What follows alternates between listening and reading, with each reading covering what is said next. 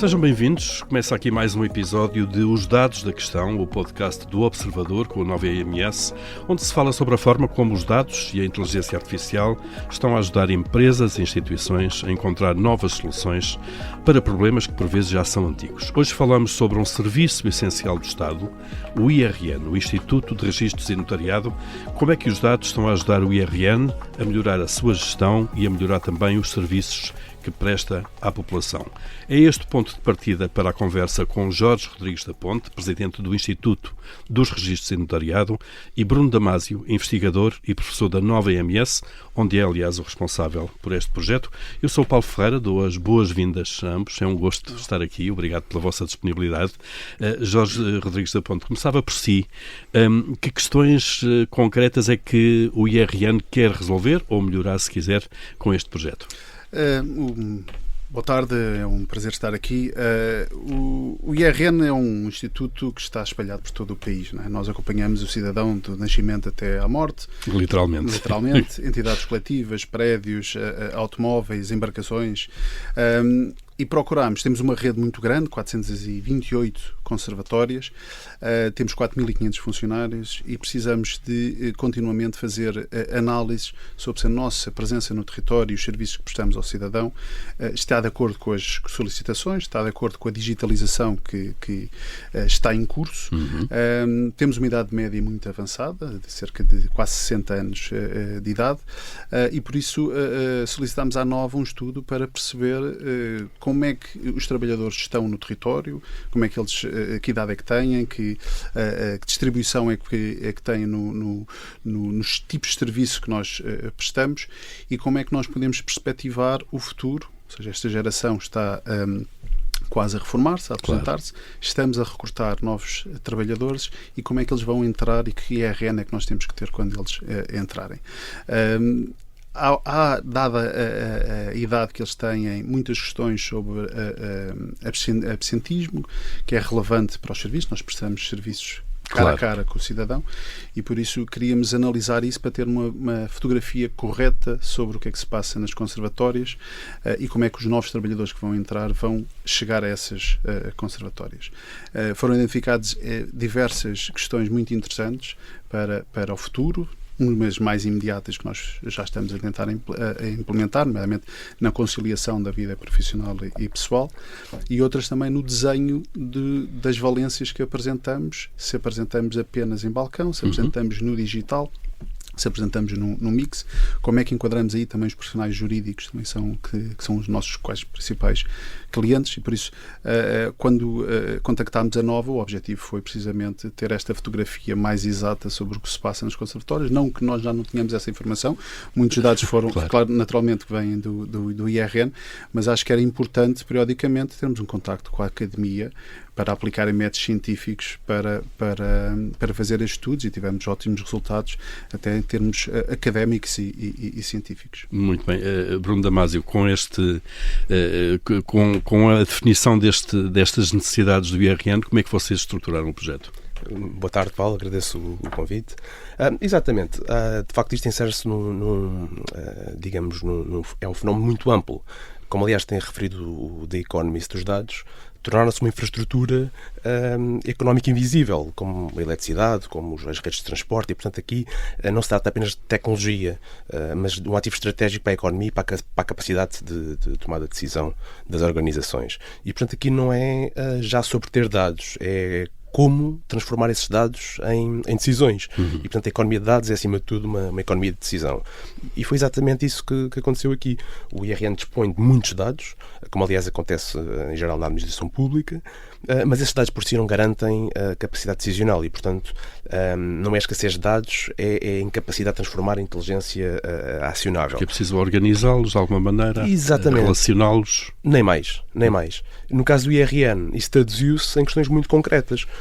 Pessoas, território, evolução da procura, impacto real da digitalização, sustentabilidade futura da organização e, portanto, o projeto foi organizado, diria, em três camadas, que na verdade não são independentes, interpenetram-se e foram concebidos enquanto uma arquitetura de decisão baseada em dados. Portanto, é um projeto baseado na evidência.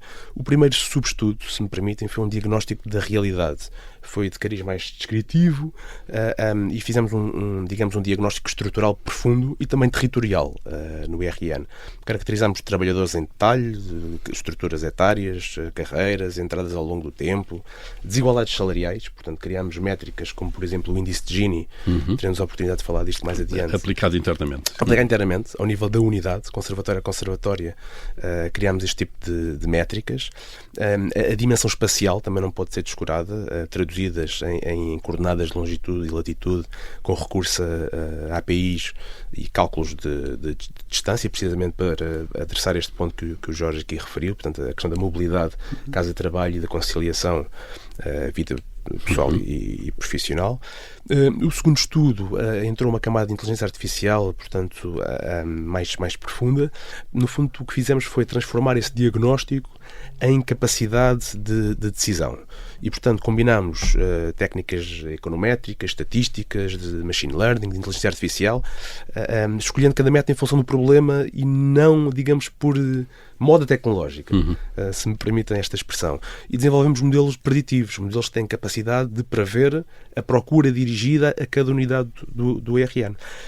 Também avaliamos um ponto muito importante, teremos a oportunidade de falar mais adiante, o impacto que a digitalização e este tipo de pressões tem no IRN, com metodologias, inclusive, que já tínhamos desenvolvido no âmbito de outros projetos que desenvolvemos com a OCDE. A procura interna, a demografia, o envelhecimento, a volumetria histórica, também com projeções futuras. Criámos indicadores de oferta e de procura para cada unidade e, de facto, foram indicadores muito criativos. A oferta foi calculada de forma até muito mais exigente do que é habitual. Fomos calcular para cada unidade orgânica da cada conservatória a disponibilidade interna, portanto, qual é que é a capacidade que, num cenário baseline, cada conservatória tem a capacidade para digamos, concretizar. Dar resposta, claro. Exatamente. A proximidade territorial com outras conservatórias, a acessibilidade real em termos de tempo, digamos, quão acessível é essa conservatória. Utilizamos, por exemplo, medidas de isolamento do IMT. Uma conservatória que esteja servida por autoestradas não é tão acessível, digamos, está menos isolada do que uma conservatória que é servida apenas por uma estrada nacional.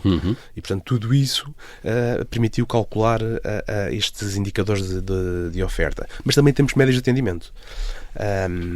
Em vez de contarmos apenas o número de balcões, digamos assim, e os serviços existentes, definimos a oferta como a capacidade efetiva de resposta ao cidadão e, de facto, de resposta ao cidadão de cada unidade. De cada unidade. Porque esta, de facto, é a principal preocupação do IRN e, aliás, foi uma restrição, é a capacidade de resposta do IRN. Este é o desígnio fundamental do IRN e, no fundo, foi para isso que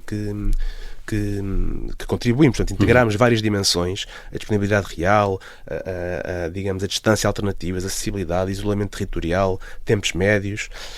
Isto foi, digamos, o segundo subestudo. Já mais profundo, claro. E depois o terceiro? O terceiro foi a terceira camada. No fundo, se me permite aqui um jargão futebolístico, arrematámos à baliza e avançámos com propostas concretas, digamos, no fundo o que fizemos foi a tradução desta capacidade analítica em propostas concretas de reorganização. Claro. Exatamente. A reorganização foi formulada aqui enquanto um problema de decisão multicritério, com critérios objetivos, com cenários alternativos, com simulações. No fundo, essas simulações são a consequência direta dos dados, dos modelos e dos exercícios que encetamos. Portanto, não começamos pela tecnologia, não é? Começamos aqui pelas decisões mais claro. difíceis. Sim. E este ponto é muito importante, porque normalmente quando se fala em digitalização de serviços públicos, todos nós queremos que sejam mais digitais, numa ótica do passo o estrangeirismo do digital by default. A presença física no território é importante, nomeadamente para um organismo como o IRN, que tem esta dispersão e capilaridade. E qualquer digitalização, mesmo que seja, vamos pensar, totalmente digital, não há nada em papel, o cidadão tem que ter um sítio onde ir. Algures na sua vida vai ter que fazer algum entendimento cara a cara, quer seja porque não percebe o que é que lhe estão a pedir, tem iliteracia digital, que há muita ele próprio não no sabe, nosso país, claro. e não consegue utilizar as ferramentas, quer tenha um caso bastante complexo e só presencialmente é que se calhar é mais rápido tratá-lo, poderá tratá-lo no digital, mas se calhar num atendimento presencial sai de lá com o seu problema resolvido. E por isso, quando olhamos para um catálogo de serviços com mais de 3.500 serviços, que é o que o IRN presta às empresas, de atos de registro, não é? Precisamos de perceber qual é a presença no território para complementar uma digitalização. O digital, claro. Jorge Rodrigues da Ponte, estamos a falar, já há pouco deu a ideia de que estrutura física e quantas pessoas é que estamos a falar? 400 e tal balcões. Não retive a 428. E 28. E pessoas também na ordem dos 4.500. O que levanta esses desafios. Consegue-nos dar exemplos concretos de como é que este trabalho, este projeto, estes dados o ajudam depois a tomar decisões no dia a dia? Sim, por exemplo, nós temos falta de recursos humanos, como é sabido. Tivemos mais de 20 anos sem concursos para as duas carreiras especiais, conservador de registro e oficial de registro, e o estado dos balcões hoje tem muito pouca gente. Não está tão dotado com pessoas como gostaríamos. Temos balcões que têm 1 ou 2 pessoas. Isto cria aqui um risco, porque 1 ou 2 pessoas não conseguem cumprir o papel do IRN, as valências que o IRN presta ao cidadão e às empresas naqueles locais. O que obriga a que o cidadão tenha que se deslocar para outros vários sítios para conseguir ter o seu problema resolvido. Este estudo veio confirmar com dados concretos algum conhecimento empírico que já estávamos a ter. Um estudo demonstrou que per capita equipas maiores despacham mais processo do que equipas mais reduzidas.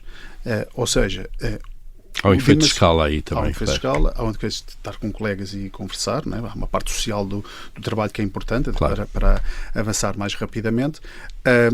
Identificou-se que olhando para isto, olhando para a distância que os conservatórios têm, para a dificuldade que os trabalhadores têm muitas vezes também a deslocarem-se no território. Há 20 anos o que me dizem é que nos concursos internos que abriam, as pessoas candidatavam-se para os lugares que havia, longe da sua casa. Hoje, com os novos recrutamentos, isto já não se está a verificar. As pessoas querem ficar próximo de casa. Querem ficar próximo da sua casa. Há pouca mobilidade geográfica. O que nos traz este estudo é a possibilidade de olharmos para esta realidade e percebermos onde é que nós precisamos de ter pessoas, porque também conseguiu-se identificar que em muitos concelhos todos os trabalhadores da conservatória daquele concelho viviam fora desse concelho. Senão, na prática, não temos lá trabalhadores, eles todos têm que deslocar para ir para o trabalho. Também, em alguns casos, temos exatamente o contrário. Todos moram naquele concelho. Por isso, a mobilidade, aquelas pessoas não vão sair de lá, a não ser que saiam do IRN ou se aposentem.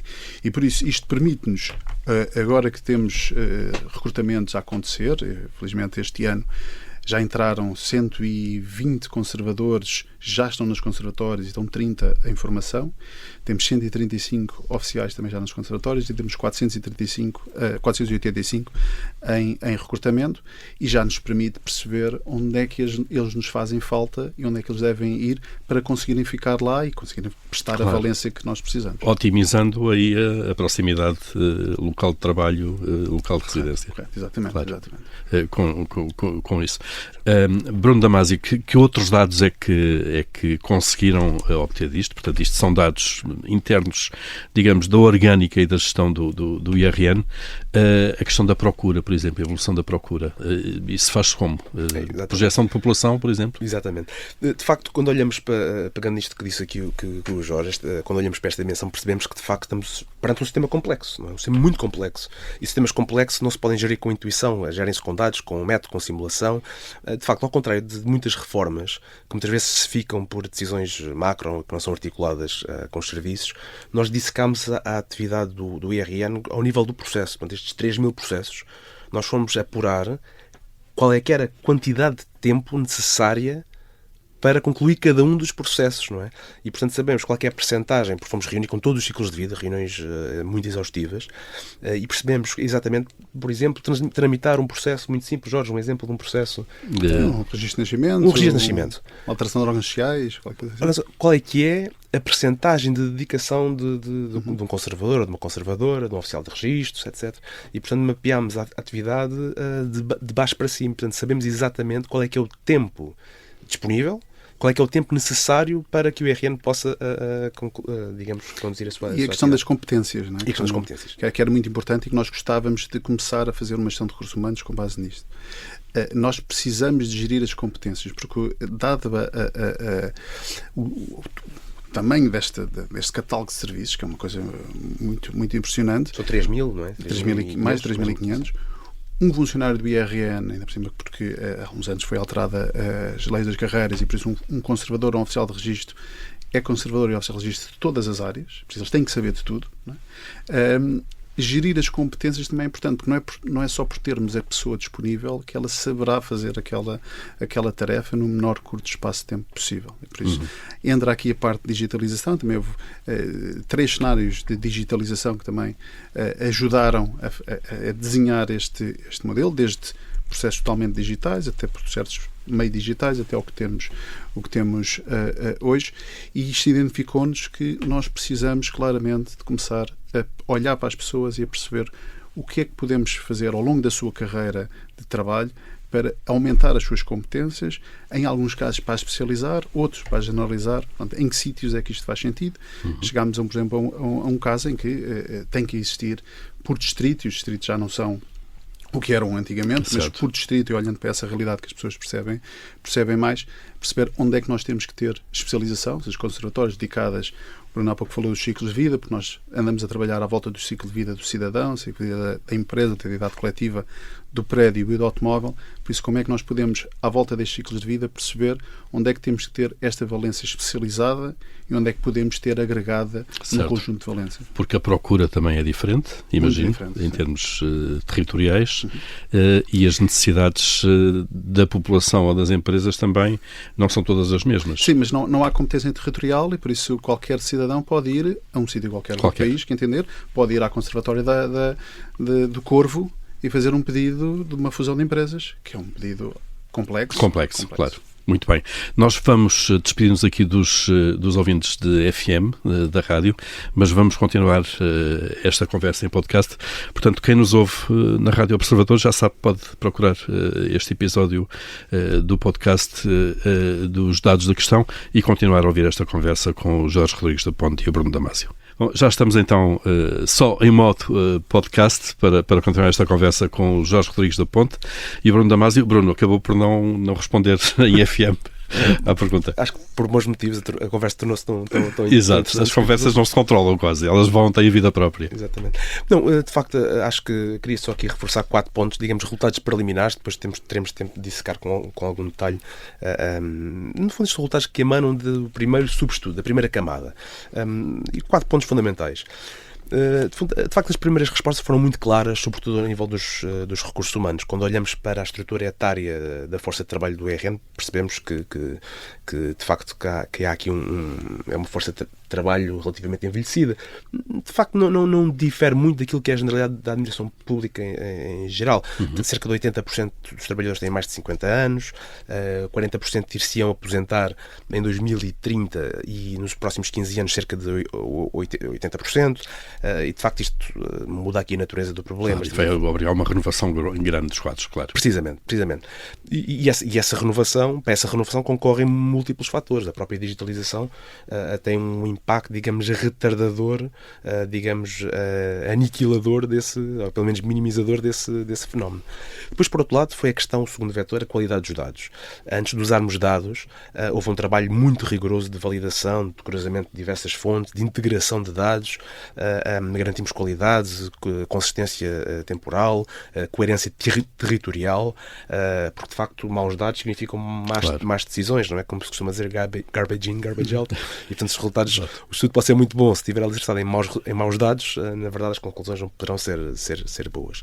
A segunda dimensão foi a dimensão territorial. Portanto, de facto, a grande resposta veio do lado do território. Nós fizemos uma coisa muito inovadora, que foi atribuir a cada conservatória e a cada local de residência uma latitude e longitude, portanto, com códigos postais. Naturalmente que os dados não estavam todos bonitos, como vêm nos livros e nos manuais que nós ensinamos na escola. Tiveram que fazer ali uma série de adaptações para que eles fossem compatíveis. Havia códigos postais impossíveis, como em todo o lado, não é? Claro. E depois, o que fizemos foi, através de algum esforço computacional, simular as distâncias, digamos, o percurso que cada trabalhador tem que percorrer casa-trabalho, para medir, no fundo, a mobilidade casa-trabalho.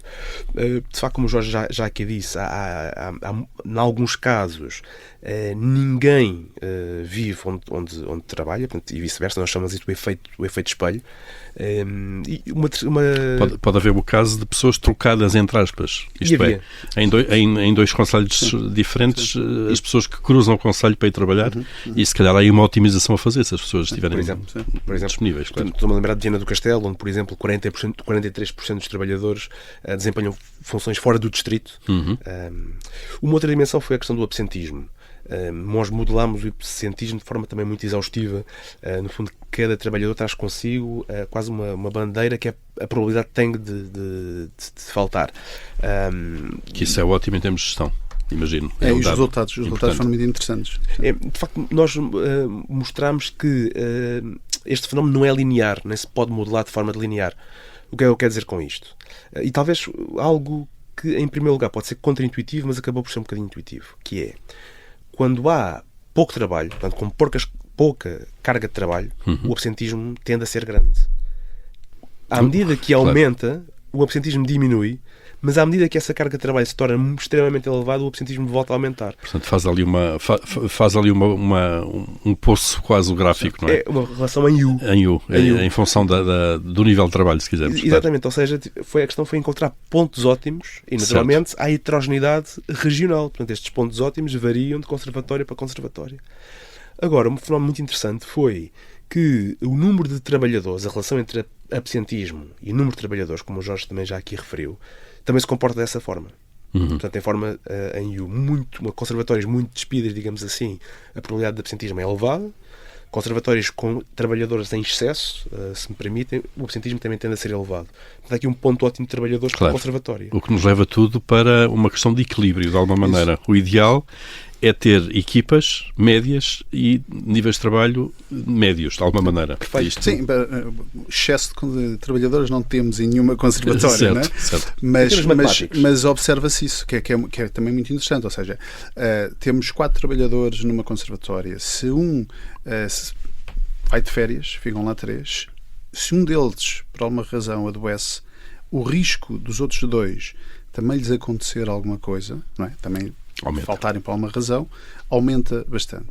E em conservatórios maiores, com mais trabalho, este risco também existe. Não é? Os trabalhadores veem que o trabalho ou é por excesso ou é porque acharem que os colegas podem nos substituir, também o risco de absentismo também aumenta por aí. Não é? Mais uma vez, isto pode ser podem ser observações empíricas que agora temos dados científicos que comprovam que esta é a realidade.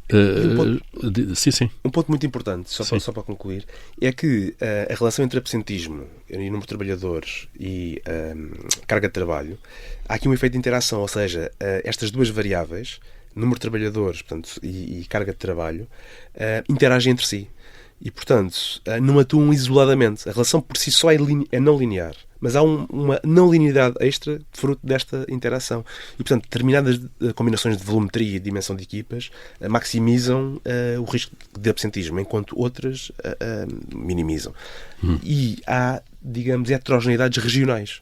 E, portanto, de facto, estamos aqui um sistema completo. Portanto, sim, é complexo tudo isso, de alguma maneira. O que fizemos aqui foi encontrar zonas de equilíbrio organizacional, com impacto direto na gestão de recursos humanos. Só para termos uma ideia, Jorge Rodrigues da Ponte, estamos a falar de conservatórias. Qual é que tem menos pessoas e quantas são? Não é qual é. A que tem menos pessoas, quantas pessoas são, e a que tem mais? Tem ideia de... Nós temos...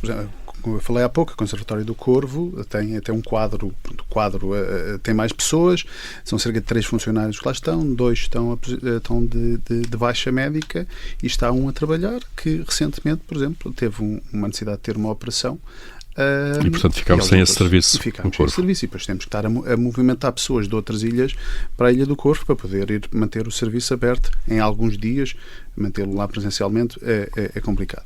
Mas temos várias no continente. A sul do Tejo temos as conservatórias com menos pessoas.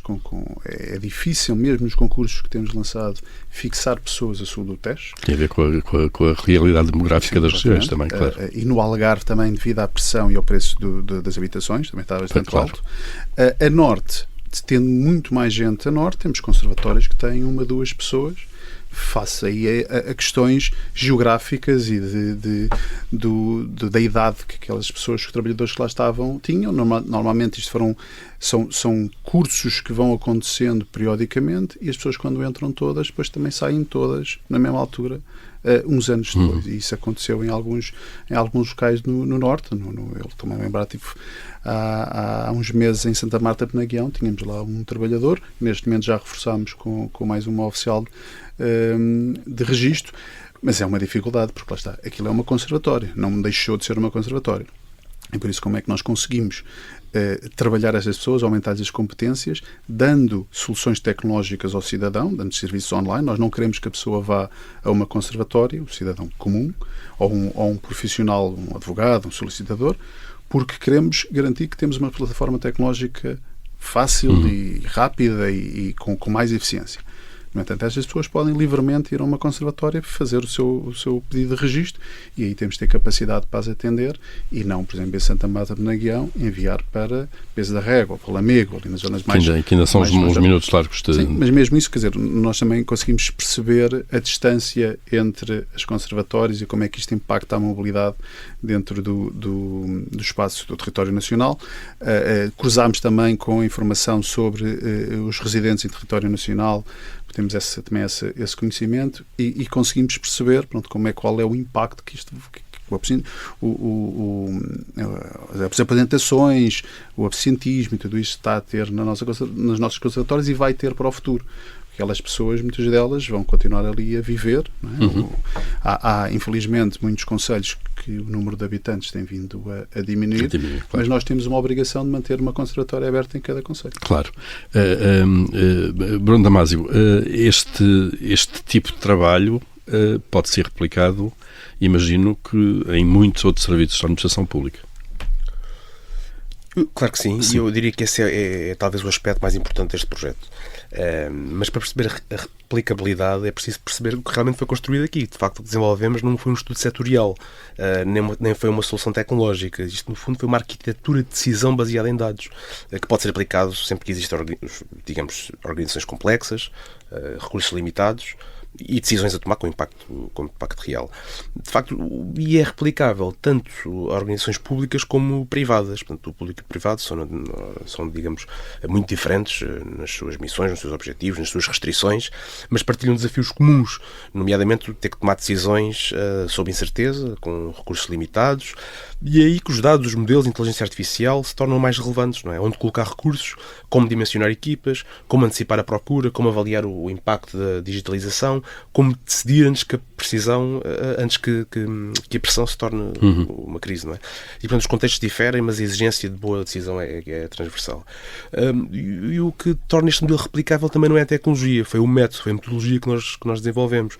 Começou com um diagnóstico rigoroso, passou por uma modelação estatística e preditiva, trouxemos inteligência artificial de forma inovadora e pioneira, e o que permitiu, digamos, propor aqui decisões avaliáveis. Foi o que fizemos aqui. O que temos é uma fotografia ou é um filme em construção? Isto é, os dados são atualizados com regularidade, em permanência. Expliquem a quem não percebe muito disso, que é o meu caso. Claro. Como é que isso funciona? De facto, não. Decidir sem simular é decidir às cegas, não é? Os dados foram... Quer dizer, os dados do IRN são muito dinâmicos, não é? Todos os meses, todos os dias... Todos os dias há atos e a procura e a capacidade de resposta vai mudando, não é? E houve aqui uma necessidade de atualização de bases de dados inúmeras vezes. Provavelmente, quando sairmos daqui, Jorge, vamos conversar e eventualmente vamos aqui fazer uma nova atualização e correr aqui novos scripts. Mas acho que há aqui um ponto fundamental que é preciso reforçar, que é, de facto, quando se decide melhor, surgem, de facto, efeitos positivos. Há menos fricção, há menos redundância, há menos custos de contexto, e, de facto, vivemos num mundo onde os custos de contexto e pressão sobre organizações é importante, mas isto não é um objetivo isolado, não é? Isto é a consequência que é inevitável de decisões melhores, mais informadas, mais consistentes. Portanto, a desburocratização não se vai decretar, não é? Emerge da boa decisão, e, portanto, este projeto não aparece por acaso. nós temos trabalhado e aplicado esta metodologia em múltiplos contextos, no setor público, no setor privado, em projetos de avaliação de impacto, de modernização administrativa, com o recurso de inteligência artificial para apoiar decisões. E este projeto do IRN, eu arriscar-me a dizer, talvez tenha sido um dos melhores exemplos, ou dos exemplos mais completos desta abordagem aplicada em Portugal. De facto, o que estamos aqui a fazer não é testar ideias, é a desenvolver metodologias, a aplicar metodologias, e, portanto, sem dúvida que este modelo pode ser replicado em organismos públicos, em organismos privados, em reguladores, em qualquer organização que precise de decidir melhor, porque os dados já existem, a diferença está em saber transformá-los em capacidade decisional. Em conhecimento, basicamente. A economia dos dados, no fundo, não é uma questão tecnológica, não é? Claro. É uma questão de governação. De saber o que é que se pode concluir deles, de alguma maneira. Estamos quase a chegar ao fim deste nosso episódio. Jorge Rodrigues Aponte, que mudanças, agora, olhando para o cidadão, que mudanças é que são expectáveis a curto e médio prazo na interação com o cidadão? Este estudo também me permitiu, só um bocadinho voltar atrás, até houve já uma dissertação de mestrado onde foi avaliada a eficiência entre as conservatórias e, tendo cada conservatório uma realidade local, os trabalhadores são diferentes, não são os mesmos, a comparação e a medição da eficiência entre elas, nomeadamente em conservatórios comparáveis, é muito importante porque permite fazer e dar resposta a essa pergunta que me está a perguntar. Nós queremos assegurar que um cidadão que é atendido em qualquer conservatório é atendido com a mesma qualidade, não é? Nomeadamente começar a sua jornada com o IRN num canal digital, e por isso medimos um conjunto de cenários de digitalização. Nós estamos agora, ao abrigo do PRR, a implementar novas plataformas e que já temos cerca de 280 formulários novos para fazer pedidos de registro ao IRN. Estes formulários depois desagregam-se em muitos atos internos para fazer o registro e por isso gostávamos de assegurar já durante o próximo ano, nos primeiros 6 meses, o lançamento deste portal, começando a caminhar para que o cidadão não se tenha que deslocar a uma conservatória. Tendo que ir a uma conservatória, isto acontece por variedíssimas razões, nós queremos que o atendimento seja o melhor possível à nossa conservatória, quer seja pelo espaço envolvente, ter condições e instalações adequadas, quer pelo tipo de atendimento e pela experiência que tem numa conservatória seja a melhor possível, e se precisamos de apostar nos recursos humanos, porque medir a eficiência, quando as equipas são diferentes, vamos ter realidades diferentes. Só gerindo as competências, gerindo o tipo de atendimento, formando as pessoas para isto, é que vamos conseguir fazer essa jornada e chegar a esse objetivo. Não é algo fácil. Se fosse fácil, claro. Já estava feito. Nem é um trabalho que alguma vez esteja acabado. Não é, porque dada a mudança de equipas, dada a mudança de tipologia de atendimento, dada a tecnologia que vai evoluindo, nós temos uma plataforma de atendimento à distância, onde é possível, era até há pouco tempo, agora estamos à espera de uma renovação da lei, fazer um divórcio por videoconferência. Não? E isto é uma mudança não só para o cidadão que nos procura, que pode ter ali um canal diferente, não tem que, nomeadamente no divórcio, até pode dar algum jeito as pessoas não estarem no mesmo sítio, mas até para o IRN de poder encaixar este método de atendimento dentro dos seus métodos de trabalho. E isto passa muito por mudar a forma como nós trabalhamos internamente, e este estudo vem-nos ajudar a dar ferramentas para concretizar esta mudança, que passa muito por recursos humanos. Sim, Bruno, quer acrescentar para terminar? Sim, há aqui 3 pontos fundamentais na parte dos resultados que acabamos por não falar, que eu acho que vamos a isso. Que foi o impacto da digitalização. De facto, foi um dos eixos fundamentais deste projeto, a avaliação do impacto que a digitalização e a desmaterialização tem para o IRN, e medimos esse impacto em termos de tempo libertado, esforço administrativo reduzido e trabalhadores equivalentes a tempo inteiro. E um ponto muito importante aqui foi que a digitalização, quando bem operacionalizada, pode contrariar as dinâmicas de envelhecimento da força de trabalho e reduzir pressão sobre os recrutamentos futuros. Acho que isto foi um output muito importante. Outro ponto também muito importante foi as oportunidades de melhoria na rede. Desenvolvemos aqui uma metodologia própria para o IRN, e este acho que foi um contributo absolutamente inovador, que foi a identificação da oportunidade de melhorias na rede de serviços, tanto a nível dos back-offices quanto a nível dos front-offices. Nós, no fundo, fomos calcular a taxa que chamámos a taxa de cobertura. Foi um indicador novo criado por nós, que é um rácio entre o tempo disponível para prestar um serviço e o tempo necessário para responder à procura.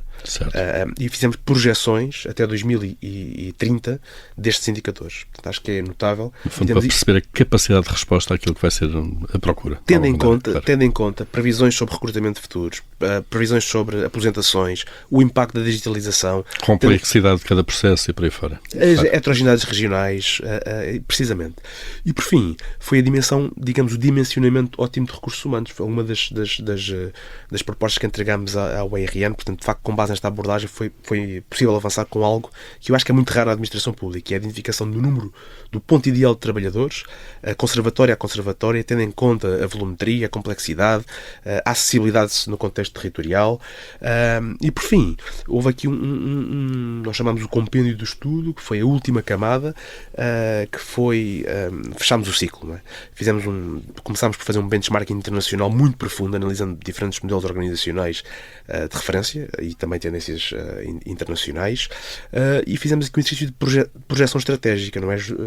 Em cooperação com a equipa do IRN, o que é que poderá ser o IRN do século XXI no contexto de envelhecimento demográfico, de digitalização, de exigência crescente da parte dos cidadãos, e portanto avançamos com propostas de reorganização estrutural da rede física e de serviços, com propostas de reorganização funcional dos serviços do IRN, e sempre ancoradas nos dados, sempre ancoradas em evidência, em modelos avançados de inteligência artificial e em simulações exaustivas que fomos...